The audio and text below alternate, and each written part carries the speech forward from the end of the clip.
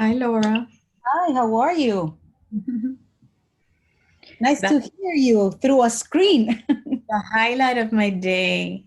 I'm glad. I'm glad. I really don't know how many people are going to show up because a lot of people wrote in, but there's always something more important in life. So, but I do have a lot of questions. So, Okay, good. and we're going to record. Let me see if it's recording. Yeah, I'm going to pause it until, oh, yeah. Okay. So let's see. We'll wait a little bit more. See what time it is. So feel free to unmute yourselves for now. And then if you have a question that you've sent to me, we're going to change a little bit the dynamic and we'll have you ask your own question as we go down the list. And I think that might be a little bit better because I felt like I was like the interrogator in chief last time. So.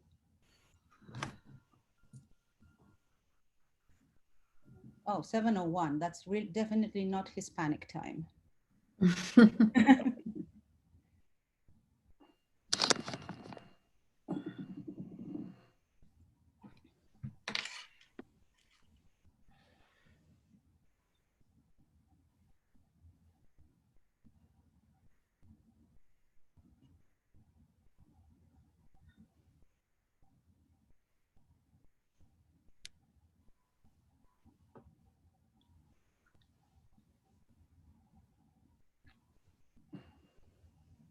Hey, good evening, everyone. I see everybody's being so quiet.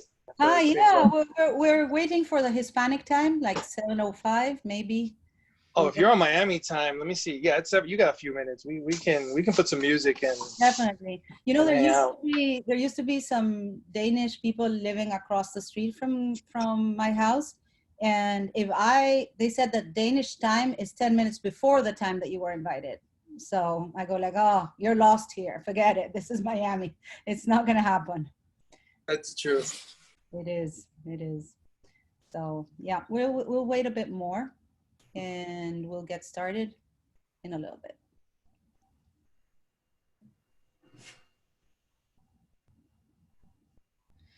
So, Mr. Nader, you go first. Would you like to unmute your microphone and ask your question? Yes, let's do that. So thank you guys, and thank you, Laura, and thank you, Mara, for taking the time to do this. This is great. So Mara, in going through the list that I saw that you put together based on your campaign, items that you want to accomplish, right?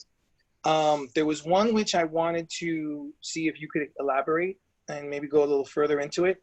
So item number 2 on the list referenced incentivize further education, training, and workshops for teachers. Can you elaborate a little bit on that? Thank you. Yes, definitely. And I think it's something well, everything that's on there I think is important, but this is important in terms of teachers and ultimately students. So the last position that I had at Miami Dade County Public Schools before coming to FIU was in the Office of Professional Development and Evaluation. And, one of the things that I observed, although the professional development was of good quality, that it was designed really without teacher input. And so I think that, we need to really ask teachers what they need. What are they struggling with in their classrooms? What are they challenged by?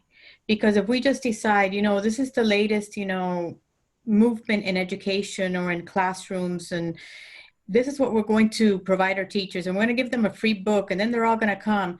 Maybe that's not what they really need. And it's one day that they're taking away from their classrooms, or maybe on a teacher workday to do that. So for me, I'm huge on bringing people's voice in terms of the people that are being impacted by what's being offered, whether it be parents or students, in this case, teachers. But to me, that's huge in terms of the professional development, especially, professional development that happened where they brought teams from schools together. And then they said, okay, every school, this is what we're going to focus on this year. So that's where that comes from. I think that there's teachers that recognize where their needs are and don't get an opportunity to voice that, and don't have the opportunity to engage in those professional developments. So if we're going to service them, they should have a voice. That's where Thank you. That helps understand. And I think as I listen to your answer, and I think about how we look at Doral and we look at inner cities, right? Because your district covers a wide area, right? We're very blessed Definitely in very Doral. different. That's where I guess each teacher would have different needs, right? So, Well, think about how diverse our district is. Teachers are dealing with different populations, different socioeconomic levels, different needs, not just from the children, but from the parents as well. So, I mean, in District 5 itself, you're talking day and night. You talk about Doral, and then you talk about like an area in Alapata.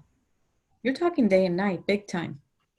You're talking about parents in one area that have resources, that understand what resources are available to them. And then you're talking about parents in another area that have absolutely no clue. And they need that as opposed to the ones in another area. So it's just like we talk about differentiated instruction for children. You can't educate all children the same way because children have different needs. Well, it's the same thing with any person, any population of people you're trying to impact, that has to be considered. Okay. Awesome. Thank you so much. Thank you. Mr. Samper, would you like to ask your questions? You can unmute yourself and ask your questions. And actually, you can turn your camera on if you like. There, he's coming. So he's a teacher. Oh, okay. Yeah, he's worked at John I. Smith, and he's also a teacher now. So. Yeah, I was a security guard in John I. Smith. Okay. Yeah, and well, I'm actually very curious about your stance on how schools should start opening up due to the COVID, and also some thoughts on the ideas behind charter schools. Okay. Like your stance on charter schools and like how we should talk about all that. Okay, so I'm going to take the first one first. Yeah. So your first question had to do with repeat COVID. that. Yeah, COVID, how we should handle this situation. So first and foremost, there's all this discussion going on, and I've attended all of the meetings that have been offered, including the recommendations made by experts in relation to the CDC guidelines and what's being recommended. And there's a big pressure from the state, as we all know, to open our schools. Ultimately, the most important thing is the safety of our children. And so I don't think that we can compromise. We can't make a decision that's political, to come to bear on a social structure where it's about children. And I don't think that a child in first, second grade, kindergarten, is going to keep a mask on all day. I don't think that the teachers really care about what they're offering their students. And that teacher's not going to be able to focus so much on the learning, but more so on the safety. So there's going to be stress on the teacher's part. There's going to be the children. It's understandable that a lot of parents need to go back to work. And I think that the district has been very deliberate in trying to put together something that offers options. But realistically, those options can't really be offered until we are in phase 2 of the epidemic. And that would mean that we would have to have 10% or less of cases. And that would have to be consistent throughout a 2-week period for us to even get to phase 2. That hasn't happened. We're not near that at all. So if that's the case, then I don't think the school should open. There should either be a delay. Tomorrow there'll be a school board meeting, so I'm very interested in seeing what the decisions tomorrow are. But yes, that's my feelings. I think that we're compromising a lot of people. The teachers, there's older teachers, there's teachers with compromised health who are not going to go back to work. I mean, it's something that we really have to consider, and I'm concerned. I'm very concerned about it. Great. And then your other question had to do with charters. So tell me exactly what you're asking me about charters. Just pretty much, what? Okay, so if you're asking me about choice, I'm definitely a pro-choice person in terms of parents having choice. Ultimately, parents have to have choice in terms of their children's education. my concern is the accountability in terms of public funding in charters and the accountability of the funding, and that all children be served. So if you're going to say you're going to provide choice, then the choice has to be available to everyone. And as long as a school is providing that quality education to every child that's been given the choice to attend, and is doing what they have to do, I really don't have an issue with charters. My issue has to do with children and families being served. And if they're not being served, and on top of that, it's under the guise of, utilizing public funding, I have a real issue with that piece of it. As a follow-up question to that, are you aware that there is discrimination of children in our charter schools in Durham? Yes. Well, I'm aware because I've had parents, not only parents, I've had teachers, because remember, I worked 7.5 years at Miami Dade College overseeing teacher preparation K-12. And a lot of, the largest program I oversaw was an ESC program. And I'm in touch with a lot of teachers that are maybe like fourth-year teachers right now in the field. So in particular, that population that I'm so very concerned about. So if they are I had one father last year who was very upset because the child had been allowed to go to a charter school and the parents wanted the child there. It was a good school. But, come before testing time, it was like it became a problem and the child wasn't doing well. That child was returned to their home school. So charters have the option of turning away children, whereas the public education, the public schools that are not charter, that are fully public, they don't have that option. And so they don't have it. So you're for leveling that playing field? Yes. Okay. Yes. Because what I'm seeing is like the public non-charter schools, because I consider charter schools to be public schools too. Right. What happened is they're burdened with every single child. Charters not only don't serve ESE students, they also kick out students that don't make the grade.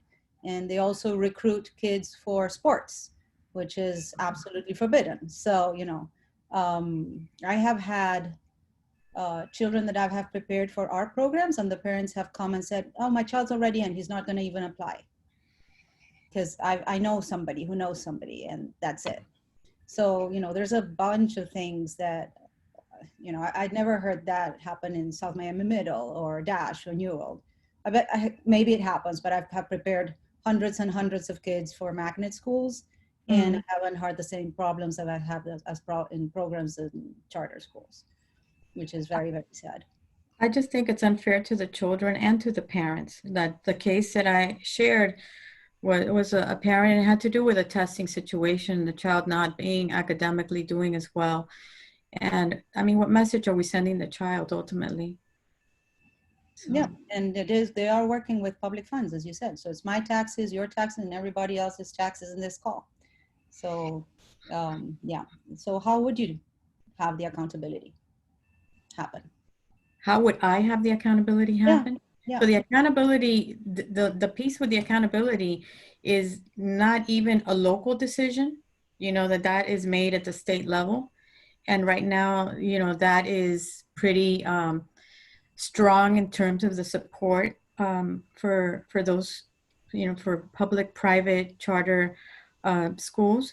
And the reality is that is that's a very difficult thing to do right now. I think it's going to be paid more attention to when a stance is taken by parents who experience maybe some of these things and are outraged by those experiences, and by people, being able to speak up and share some of the experiences that they've had.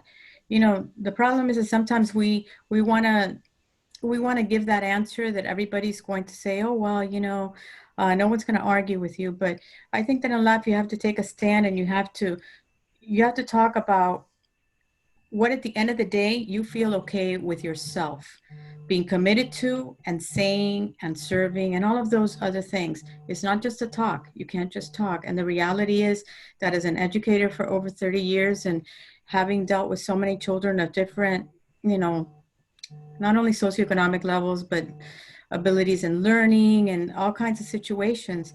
It's not a little thing what educators do. It's an impactful thing. Children are fragile, and what a child experiences a lot of times in schools by these decisions that impact children make or break them to the point that they are for years that they can't shake that.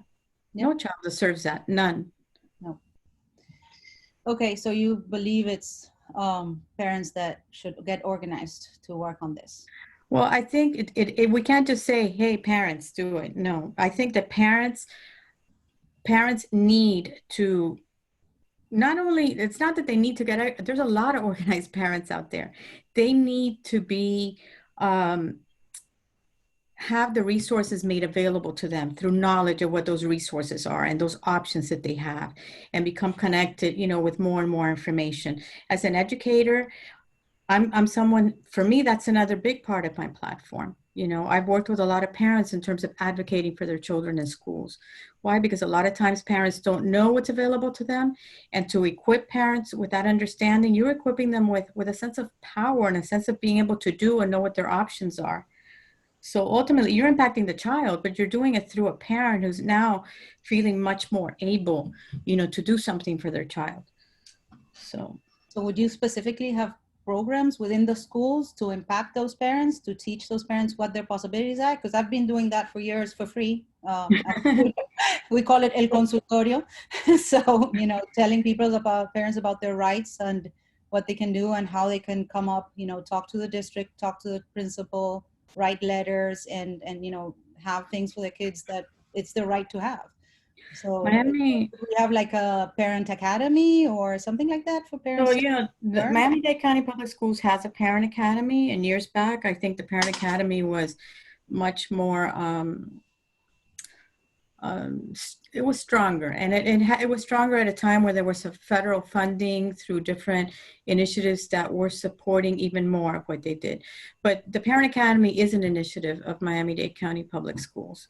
And, it should be serving, it should be part of how the school system analyzes where the parental needs are and in which neighborhoods they are, and develop, mechanisms within the Parent Academy for outreach, outreach of information, for outreach of, even if it's meetings where the parents come together based on meetings that focus on specific issues that we know parents are encountering. And from a cultural diversity perspective, there's different neighborhoods with different ethnicities that are prevalent, that are facing different issues. And we know what they are. And so I think that it's our obligation, if we have that initiative, to really utilize it to the maximum in terms of providing that service. Okay, having this new platform of Zoom would allow maybe some parents that can't come to the school to, get this kind of information. And obviously it's going to be different in each neighborhood, but making I'll tell you, Laura, same as making the accommodations that we do for children. If we have to accommodate children, we should accommodate families.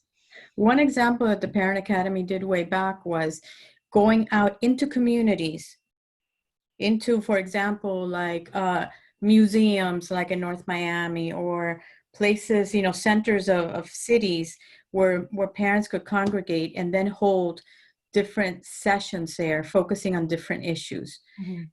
Again, there was federal funding, but the reality, it was very powerful. Yeah. Okay. So let's hope we can bring something like that up. I don't know if Miss Natalia is here. Let me check. Not here yet. Okay. So I'm going to read her question, and hers is in Spanish. ¿Consideraría incorporar en el programa educativo proyectos a desarrollarse, oops, give me a minute, there, en equipos de trabajo, en donde se enseñen herramientas para trabajar en equipo? So basically her issue is that kids are working on their own, and every teamwork is sent home. And usually it's the parents that do that, right? Kids are not really learning any skills to work as a team. So what she's saying is supporting like group work in the classroom or projects that are supposed to be completed within groups. And then when they leave school, then it's a responsibility of the parents and the young person to be able to get together with that group. Is that the Right. question? What she would like is if these things happened, like the team work and learning how to work in teams would happen within the school, because the only work that is teamwork is sent out. So, oh, go research this thing and prepare a presentation as a group. Then the kids need to get together somewhere or another, but it's not happening within the school. So the kids don't learn how to work in a team. They don't get any skills regarding teamwork. No, I'm huge on cooperative learning. I'm huge on group work, which is difficult. And I think there's a lot of teachers who don't engage as much in group work because you have to teach the behaviors that have children succeed within groups. But it's critically important as a skill within the classroom as well as outside of the classroom. And we need to do more of it. You know, so I want to stay focused on her question, because this question can go off in a lot of different directions. But I am in agreement that that has to be something that happens in the school and not left out for the children to be able to do that. Because as a teacher, it's not just that you're telling them how to interact, you're facilitating that interaction. And you're facilitating it by saying, okay, so you can see the students working together and you can observe that a lot of times there's one that's always the one that takes the lead. And you want to help develop the other kids in also, gaining that access to the lead in a group. And then instead of telling them, listen, so-and-so needs to be the one to do this role, say, okay, I'm observing here that you guys are working on this, and I'm observing, can I see a change here in the group? Let's talk about and guiding them through question. What do you guys think? You think that's a good idea? And then the teacher walks away, looks, comes back, and then you revisit that scenario. So it's not just that the teacher directed that to happen, is the teacher is opening it up as an option and then observing as you walk away how that interaction changes. And group work is very, very important. It's part of how we equip them to interact with others in society. But it's difficult. It's difficult based on the demands that teachers have with that pacing guide that dictates everything they do supposedly, and they've but yes, I'm in agreement with this parent in terms of and it puts a burden on the child, and they're not learning what they need to learn if that's how a teacher is going to carry it out. Okay, thank you. Do you think our teachers are ready to do that? To teach that? Yeah, I think our teachers are ready. I think if anything, our teachers are ready and have been stifled. I think that there's a lot of teachers who are very ready. I think that the tension behind teaching to a test, which that's a whole other very sore subject with me, stifles, the creativeness, which in many instances is why they became teachers, to be able to do that. Teaching is an art. Okay, teaching is an art, and they can't exercise that art in that classroom because they are so stressed out about how that child is going to do on a test. And if they have to be on a certain page on that pacing guide, if an administrator walks in, when I was preparing teachers at the college, I would say to them, when that door is closed, that is your classroom, and how to do right for those kids. Have confidence in yourself.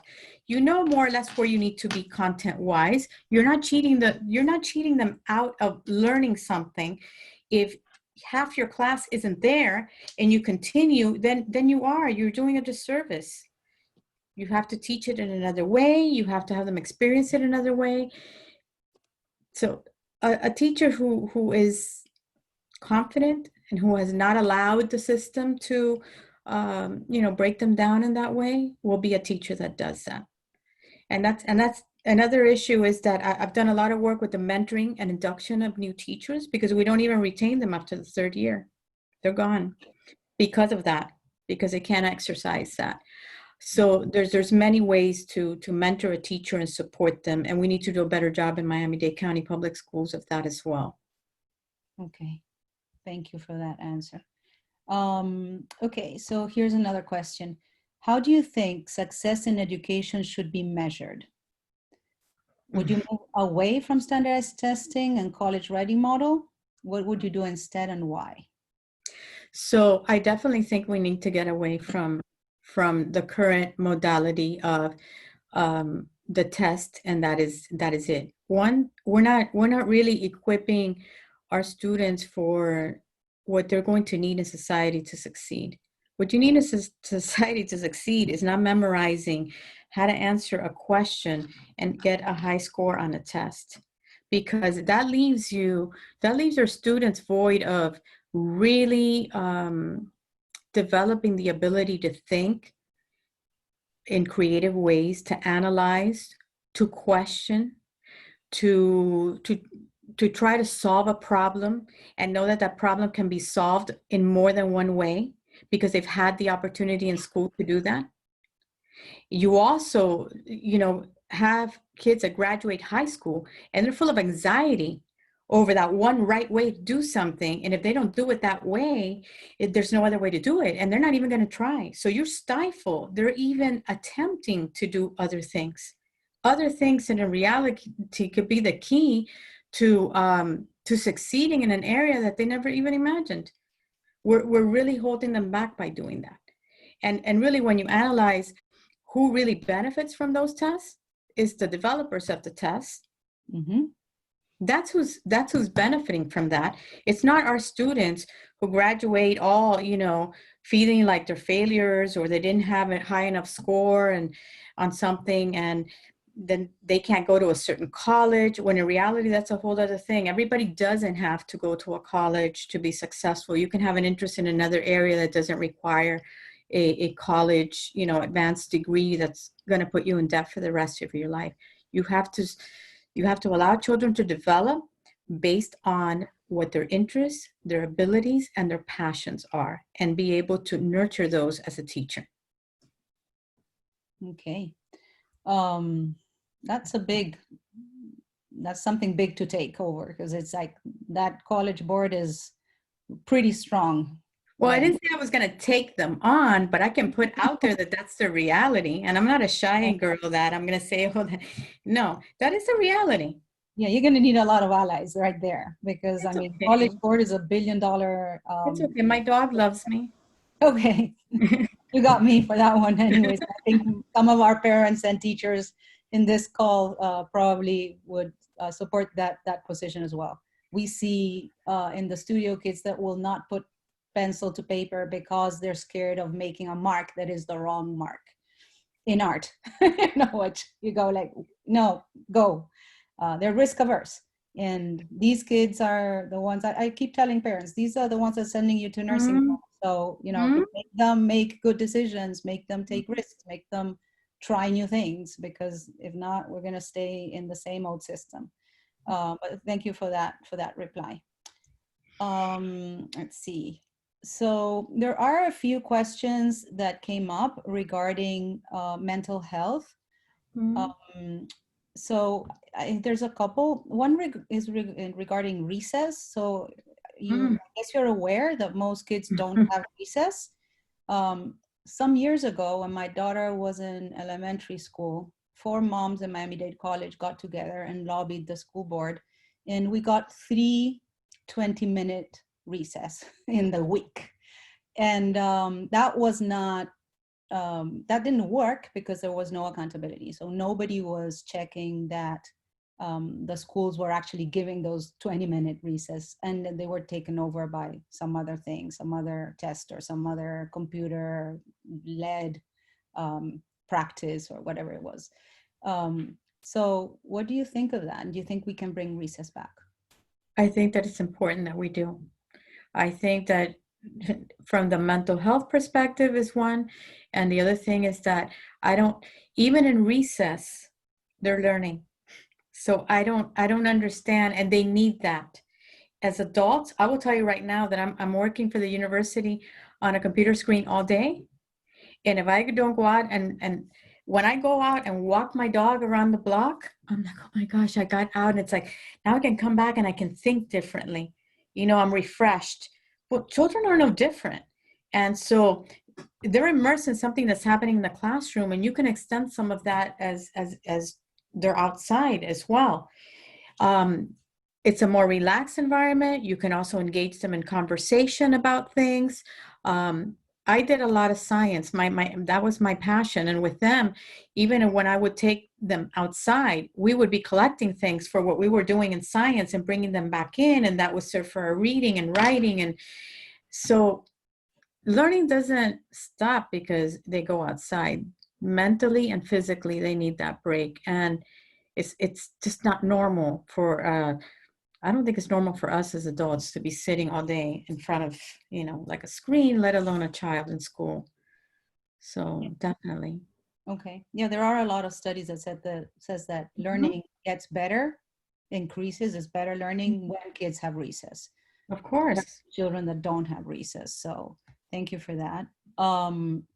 So the other question is, considering that there are already a lot of mental health issues in school, besides the bullying and the more regular things, we have a high level of anxiety and a high level of depression, even in very, very young kids. In the previous talk, we had a dad comment about his kindergartner who got really scared because he had to sit for the SAT.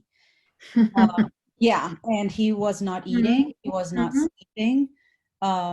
So what services would you propose for the schools to be able to offer realistically for mental health issues? Because they're already there. So, we might be able to make changes so that they don't reproduce in the future, but we have at this point a generation of kids that are very wound up and anxious.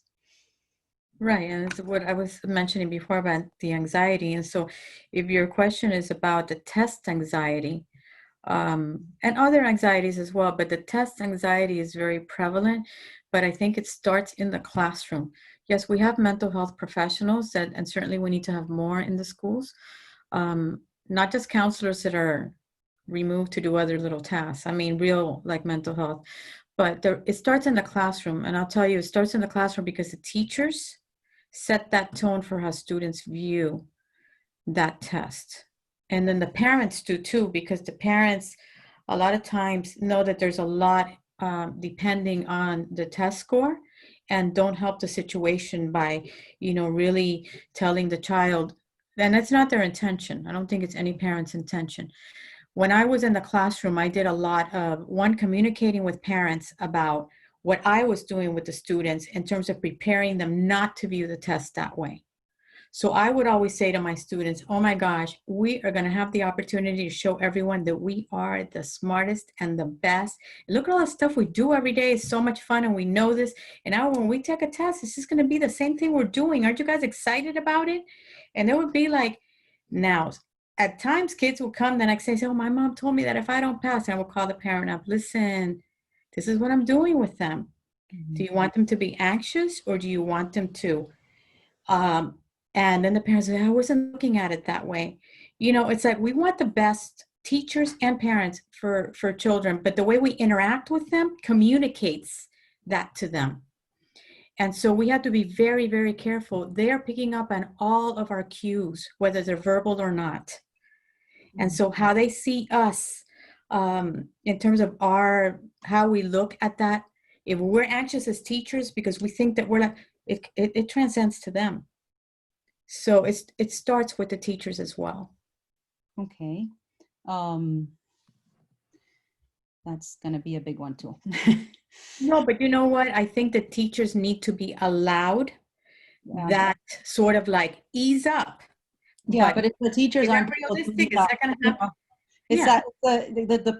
They are already getting pressured. I hear it both from, and it's a different pressure from the teachers in public school and in charter public schools. Those are being even more pressured than charter school. And then, that pressure just trickles down to the child who's at the bottom of that pyramid. Always. And that's the situation we have right now. So it's massive. It's not a couple of kids. No.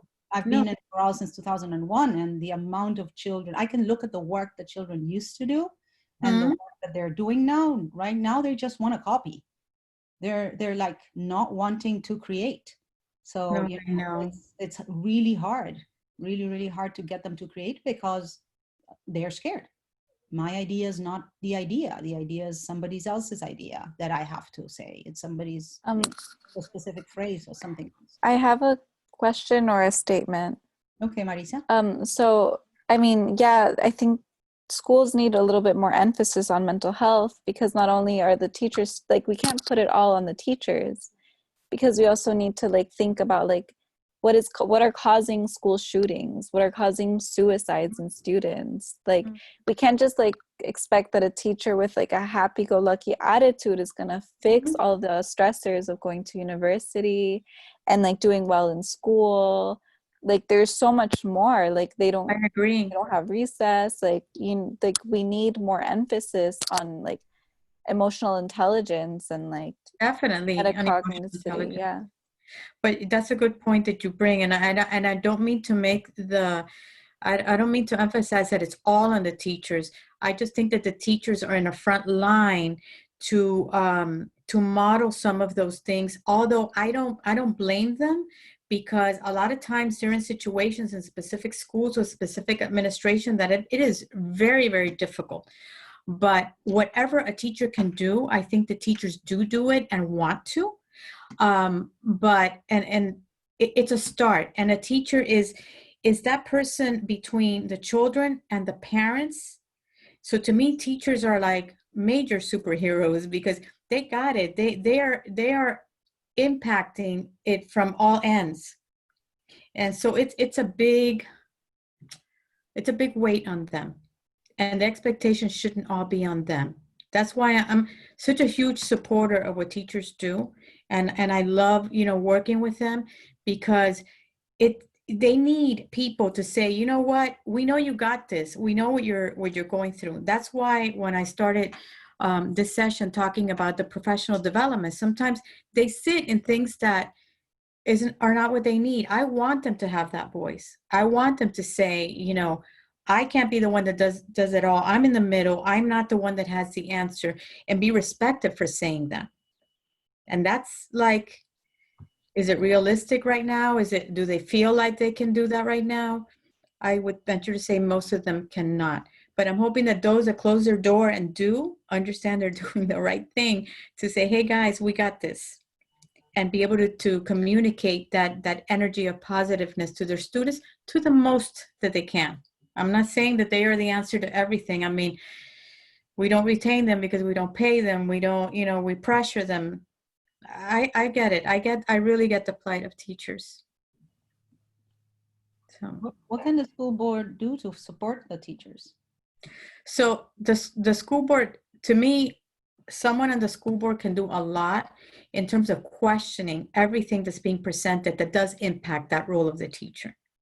And it's another reason why I think that whoever sits on the school board should have that experience to understand what teachers go through on a day-to-day, to understand how teachers are prepared, and to know firsthand the enthusiasm with which a teacher enters the profession, and the phases of a teacher within that first year that they're documented through research, and what happens to them.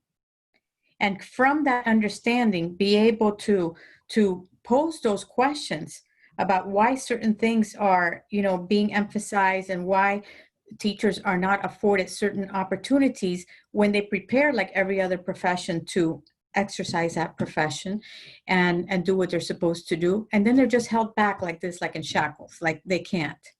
Mm-hmm. I have a question related to that. I'm sorry. Go ahead. How would you, this aspect of independence, I think, is important for the role, right? And one thing that we've seen a lot of lately is people that are politicians or otherwise that are compromised by special interests or other political agendas and things like this. So what would make you independent, and are there any influences that might come of question, related to you in any way? Sorry, I have to ask that question. I love your question. No, I love your question. Thank you. The last thing I am is a politician, and I really, and I was leading to that point in terms of we cannot afford to have someone who is simply politically driven to sit on the school board, because it just, it would be so detrimental in terms of the decisions that have to be made there. Someone to not have an understanding of what happens in a classroom from day to day, from the perspective of the teacher, from the perspective of the child, from the perspective of that administrator that's being pushed, you know, from the district level.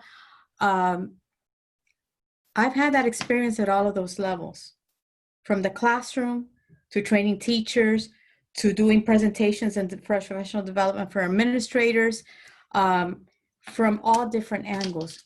And each one of those layers, they have pressures, and they have, and it's not that you're going to sit in the school board and you're going to change the entire system from one day to the next, but you're going to throw, at a minimum, a wrench, like block on things that really are going to be detrimental to the education, the learning, the passion that a teacher brings, the ability of an administrator, you know, to run a school a certain way based on the needs of the population in that school. We need to give them a little bit more. I don't want to use the word freedom as much as I want to use the ability of expression from a professional's perspective that they are. Because first of all, we have to hire the most professional people, okay? And then we have to give them that freedom to do what they know how to do. Right. So right. if I didn't answer your question, ask me again which part I didn't answer, because I'm very No, interested. you answered it in a way before you even answered it, but so I appreciate that. And then, you know, just as a follow, you answered very well. And then as a follow-up to that, and I'm sorry, Lori, I Good. deviated a little bit. But that also leads up to the issue of the school openings.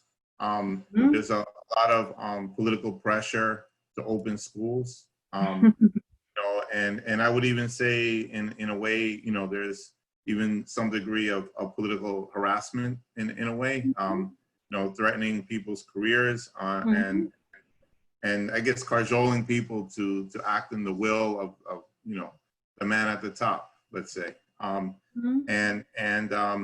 you know, and one thing that you know, they gave all the you know, the parents a choice of how they want their kids to go to school, but it's not necessarily a matter of choice, because not everyone's going to make a responsible choice, right? Right. You want school to say, hey, this is going to be safe, or this is not going to be safe. You don't want some people safe, some not safe, because then you're just mixing things. So to what degree, I mean, would you say you would be, you know, you talk about freedom in the classroom for the teachers, but maintaining the integrity of the decision-making process of the school system in Miami-Dade, given all the pressure that's coming from above, from the state, from the federal level, et cetera. I mean, and regardless of what administration is in place, there's always going to be some agenda. I mean, how are you going to cope with that? Because you're going to be pressured. Yeah, and it doesn't even worry me that I'm going to be pressured, because there's no gray area here. You know, we're an institution, a social structure that serves children first and foremost. And if you have medical professionals and the Center for Disease Control telling you that it needs to be a certain percentage or schools can't reopen, and when we started talking about the reopening, the first meetings they had, we were at 18%. And they were putting out this option to, you know, have a brick and mortar kind of like physical presence in the schools. Well, after that meeting, I got on the phone and I was talking to actual schools where like office personnel was in and the administrator. I would be calling, how are you guys reacting to this? Are you, what preparations is the school actually doing in case this happens, that a physical building is going to open and there will be some parents that send their schools? They were doing everything from removing furniture to make the classrooms have half the furniture. If it was an early childhood classroom and you had like a kidney table like that, where, you know, children are going to group, and they were taking those out. They had no place to really put these things. So you had things outside and the classrooms, and then you have, So they were scrambling to say, last resort, if we have to do this, we're going to make it safe for our kids. And that's what principals and people in the school sites will do reluctantly and take every measure to make sure that those children are safe. But to me, it's just, I don't even have words to say that at a state level, we can make a demand like that, which is obviously a political demand. Right. And it's one size fits all. When we're talking about children and we're talking about families, and I'm going to tell you right now that the families that can least afford, if given that choice not to take it, are the people in the lowest socioeconomic levels in our community. And those are the people that continue to always have the short end of the stick because they have less choices, which is why our schools are not equitable. And you have super nice schools over here and schools that are falling apart. That's a whole other. But these are the same people that are going to suffer the most from those decisions, because some of us have other options and some of us don't. I think that's unfair. I think Right. that's very unfair. No, So- thank you for your answer and But I want appreciate you it. to know that the way that I'm talking now is the way that I'm always going to speak. You know, and I have served in my community as a council member because I've lived here 36 years in Miami Springs, and I took it upon myself to do public service and serve there. But everyone will tell you that I'm very about my favorite 3 words are help me understand. Mhm. And I'm not going to be quiet till you help me understand that what you're saying makes some sense and bears on what we're discussing here. Right. So I take what I do very seriously. This is a lot of work. Even this campaign is draining. And to do it for reasons other than the passion that drives me would be like, I don't know how anyone else could do it, because it's hard. It's because I'm passionate and believe in this and I'm doing this. Thank you. Appreciate your responses. Fantastic. Thank you. So we have a question from Liz. You sort of answered the part about the opening of the schools. There is a model though that I wanted to bring up that I was discussing with her. So instead of, once things are like at the level that we're able to open, I don't think everybody could go together to school because we'll still have virus somewhere. There is a model that I was hearing about over the weekend, where instead of saying, we're sending the kids to school and we're going to separate them, they were looking at which is the population that most needs to go to school. So we're going to open the school for that population. And in this case, they were looking at the interaction. So who can't learn online? Who doesn't have access to learn online, or who can't? So ESC students, small kids that need that interaction. So it's a whole different focus. It's not everybody. Let me ask you what you want. But we're going to start with this population that really can't learn online or don't have access online. Would that be a model that you would support? Yes, and there is a reality to what you're saying in terms of, and the children that will suffer the most in terms of being held back academically are precisely the very young children, and children have different needs. And I have spoken to parents who have shared that there are parents of very young children that during this time have gone like, you're totally breaking so much of the progress that we're making. The social kind of contact and making sense and being within that learning environment is critically important to them. And the teachers are not able remotely to offer the kind of experiences for those children that are so necessary in the early childhood, for example. It just really can't be done. It can't be done. And you can't gauge how much they are capturing or not in that mode. You can't. So yes, even the older students, I'll give you an example. I have my sister has a son in high school and another one who just graduated and is going to college, and they were both doing remote, and for one it works and for the other one it doesn't. And they have totally different personalities, those two young men. But one is, the remote is fine because it keeps him focused, because he's too, like, you know, girl happy and social, and now he's just looking at the computer and he's able to get his things done. The other one, he needs that, and he can't really learn remotely. So yeah. So yeah, okay, thank you. So do you believe that today's parents do not have do you believe that today parents don't have real opportunities to be involved in their children's education? No, I believe that they do. I believe that they do. I believe that we don't make it explicit enough as to what those opportunities are.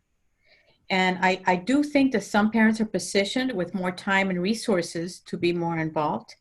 But even the parents who don't have all that time or resources can be involved in other ways, and those resources are not made explicit to them. There's always a way, no matter what community, no matter what situation parents, I have yet to meet a parent, and I've taught at an inner city school that was one of the toughest neighborhoods. Those parents all cared about their kids. I have yet to meet a parent who doesn't care about their child. I don't care what that parent did. They all care. But to let them know, listen, I know that this is your situation, but let me tell you how you can do this and this and this. This is what even that communication with the teacher, all of those things, there are different ways, and we need to identify how to get to every single parent. Again, we go back to the differentiated piece, just like children. They have different needs and they have different capabilities in terms of what they can access. Meet them where they're at. You need to meet people where they're at. And we need to do a better job of that. The Parent Academy piece I was talking about is mostly focusing on that piece in terms of those parents that right now don't know what resources are out there for them. Thank you. Thank you very much for that. So this is the last question I have, but then I'm going to open to everybody to see if they have an additional question. What do you see as your first order of business once you're elected? And this is from Fernando. My first order of business. Mm-hmm. That's going to depend on what's really on the table at that point, because if we open, like, well, it's going to be like right after this, after coming back from all this, really. And so I think the first order of business really needs to be assessing the impact that all of this has had on, you know, where our students are, and the obvious changes that this is going to have in terms of impacting our schools. So there's different things: the students' needs, the teachers serving our students, and again, the community in which those schools are. And we need to really look at what the situation is when we're back in our schools and how it's impacting each of those layers. And then not look at, you know, let's go on with business as usual. This is what we've done every year at the beginning of the year, but let's look at what this specific situation, this unique situation coming back now calls for to meet the needs that are presented by this interruption that we've had, not just from an academic, but from that social emotional perspective. There are kids that have seen a lot during this time, a lot of real, you know, like negative, dark things in terms of, you know, their own situations.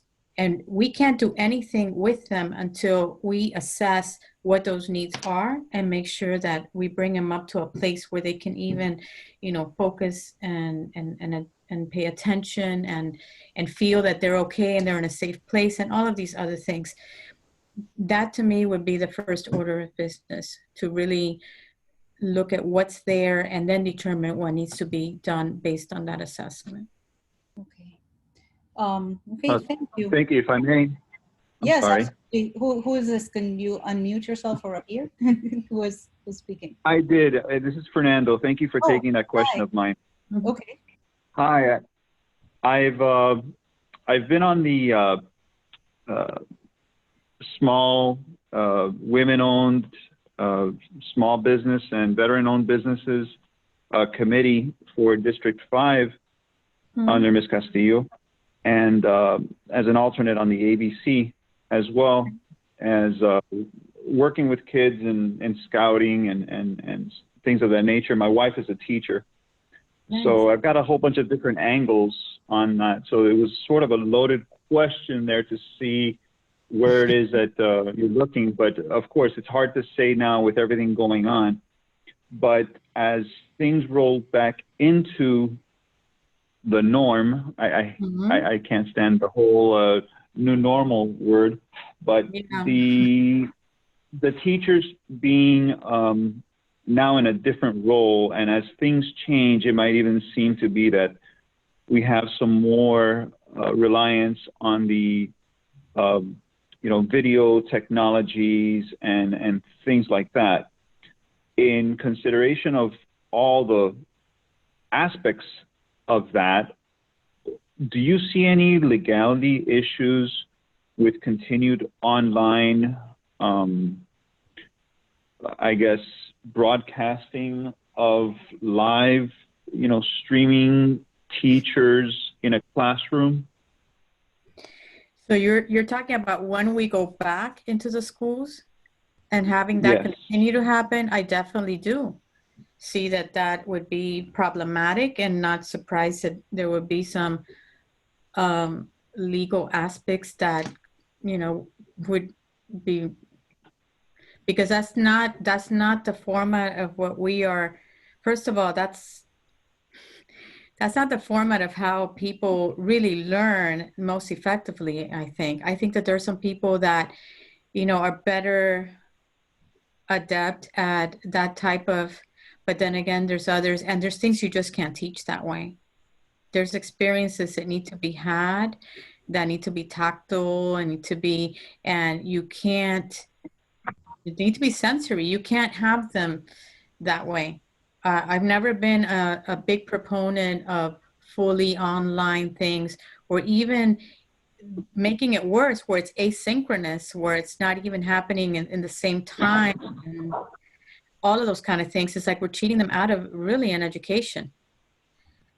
So I don't know if I'm answering your question, but I'd be interested to speak with you some more, even outside of this forum, because I'm interested in knowing exactly what you mean and what your concerns are about that. So, I mean, even Yeah. Fernando, I think it's Radis, and I'm sorry to interrupt, but I think I understood your question, because in the world I live in under security, you're talking about not just like a Zoom type meeting where students are individually logged in, but you're talking about like a camera as an overview that's overseeing the entire classroom, almost like Big Brother. Is that what I'm understanding? Yes, and all that it entails, from not only the adult in the room taking care of Timmy, Johnny, and Susie, but from the child's perspective as well, and from the legality of having them recorded and possibly broadcast. So you're talking about the actual monitoring that then can be used to broadcast and put out there what happened in the classroom. Yes, the real-time aspects of things, not aside from the whole academic side. Yeah, no, that's. I'm sure there's legal issues associated with that, and especially without consent of parents and students, and if that's the way it would be carried out. But even without that, I think that. Yeah, I work at a university, and even when we send students out to do clinical or internship and things like that, they can't be videotaping or doing anything like that. They can't be, I mean, every parent of every student there would have to sign a waiver for that. And even that still lends itself to some legal questioning at some point, depending on how it's used. So yeah, I have a real issue with that. That's something. And as a teacher, I can't even imagine that. That would be having more than the principal over their heads. So like a constant pressure. Yeah. So. Yes, and therefore they'd be acting and teaching differently, and possibly not being themselves and delivering. Mm-hmm. Yeah, I see where you're. So thank you for that. It's a hard question, and it's developing over time, and it's actually in process right now. I'm seeing with my wife. So she's having, what you're saying is she's being monitored through video right now in her classroom? Well, this is happening in full disclosure here. You know, she's not in Miami-Dade County Public Schools, but as this trend continues and maybe options are looked into this, then that's of concern. But these cameras are being currently installed. That would Yeah, I definitely mean, be a concern. if there's a debating class on political aspect or something, and you know, a discussion, I mean, that private discussion from the class could then get out in the open and exploited somehow. I mean, I didn't even think about that. So it's Even I'm not beyond. even going. Yeah, I'm not even going that far. These are second graders, so the political discussion might be limited to, you know, what candy they might like. yes, yes. But They to know the point of just being out there and exposed. I'm sorry, I didn't mean to make it a spaghetti of things, but it is loaded as well. No, I think you're bringing up a really important point. Yeah, it's a really important. I wasn't aware of this, that there are schools that are doing this.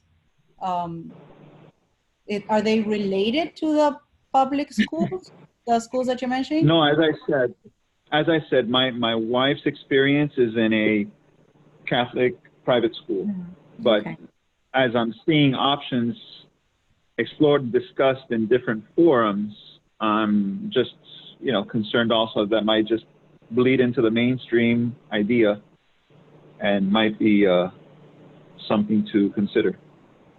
Okay, thank you. Well, no, it is an important point, and I will say to anyone on the Zoom that when you go to my website or anywhere, the phone that's on there is my personal cell. So if you, after this, you want to have, you know, a conversation, ask me any questions, I'm more than happy to speak to anyone. So I would first of all like to thank you for being here, but also ask the people that are in this Zoom if you have any other questions that you would like to ask, just to unmute yourself and ask them. Laura, it's Radis. I know I already got a chance to go, but following to the previous format, I believe the other candidate was able to initially go through who they are and kind of explain a little bit about themselves. Did I miss that? Did I join in a little? I know it was 7:01. No, I wanted to leave this for the end, because you know, everybody has their own questions, but the presentation that each candidate does of themselves should be heard by everybody. So I guess by the end we would have everybody here. Yeah, it seems to have been the case. We did jump into the questions. I know we're all excited. Yeah, so you know, I think that what's happened is that I learned from the previous format that not all the questions are interesting to everybody, but everybody wants to know who the candidate is. So, and what she believes in. So this is your chance. So right now I'm opening the space for you to present yourself and tell everybody what you believe in and what you want to do. Okay, so I think some of what I've shared leads you to understand what my beliefs are, but I will tell you a bit about me and my background and how I got here. And, you know, I began my career as an elementary school teacher and went on to years later, almost 10 years later, went on to do math and science consulting for the district. I taught everything around science. Everything was thematic, including the children's literature, the writing. There were centers in the classroom. That was and I just thought that every teacher taught like that until I left the classroom and started working with other teachers, which is why they asked me to leave and do that kind of work. And I was working with other teachers around the district to do some of this and promote more of that type of, you know, providing movement in the classroom and student voice and all of this, which to me was something natural. I ended up getting my master's from Florida International University in educational leadership. And most people who get that master's go on to become a school administrator. But honestly, for me to give up curriculum and for me to actually give up, you know, what happens in a classroom and be that administrator that says yes to everything the district tells me. That's not me. I would have been questioning everything. So I would probably have not been the most popular administrator, because I would do my help me understand thing and get in trouble all the time. I continued to do, I went to the Museum of Science as a teacher on special assignment, did professional development, did work at the state level with teachers all over the state. I've done a lot of different things. Ultimately went on to do my my doctorate. I have a PhD in science education from Florida State University. Took me 5 years to do that degree because I don't like cutting corners. I have to do everything the hard way and get like, huge opportunity, wrote a grant proposal through the National Science Foundation, got funded and worked with professors from Florida State, implemented that program here in middle schools with science teachers. It was really and then went on eventually to, I came back. I worked at an inner city school, one of the most neediest, whatever, schools in our district. Great learning experience for me. I went on to prepare teachers. So I've done, my whole entire career has been education. I feel that doing this, running for the school board is sort of a progression. It's like everything else I've done has prepared me for this. Like, shame on me if I didn't step up to run for this seat when the seat is open in my district. And having so many people pick up the phone and call me and say, oh my gosh, the seat is open, aren't you going to run? And my own peers were telling me, we see you, in that seat. And it's because they know the passion that I bring. I have, the understanding from a whole bunch of different perspectives. And it would be such an absolute honor to be able to serve, the parents and the students and the teachers who a lot of times are not recognized as they should, and support them. It would be like an absolute honor for me. And I am certainly not doing this for any other position at any point down the road. At this point, I even have a grandbaby that's almost 2 years old soon. So I'm doing it for him too, because I'm a product of public schools, by the way. 2 of the schools in the district are schools that I attended. And my children both graduated from public schools.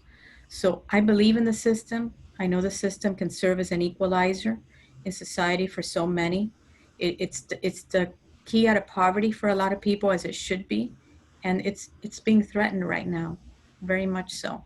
So I like to be part of that support and that person who maybe, makes a difference there. I think I've made a difference in my professional career for many, and want to continue having that opportunity. So all of you, I do hope you vote for me. And again, please, I would love hearing from each and every one of you if you have questions or suggestions for me. I'm a learner too. We're always learning, always learning. So, and Laura, thank you so much for putting this together. Oh, thank you. All day. This was going to be the highlight of my day. I was looking forward to this all day. I hope it was. It definitely was. Thank you so very much for doing this. Okay, thank you. Thank you very much. Well, if nobody else has any questions, or if you have any questions, just you can reach Mara Zapata to her cell phone on her website. And if you have any questions for me, please feel free to put them in the chat before we close off, or you can find me at the Art Check. So I'm really happy that we had people come in. I'm really happy some of my teachers are here as well. And I want to thank you, Mara Zapata, for being here. Thank you very, very much. Thank you. And thank you for everyone who attended. Thank you. Thanks. Bye. Thank you very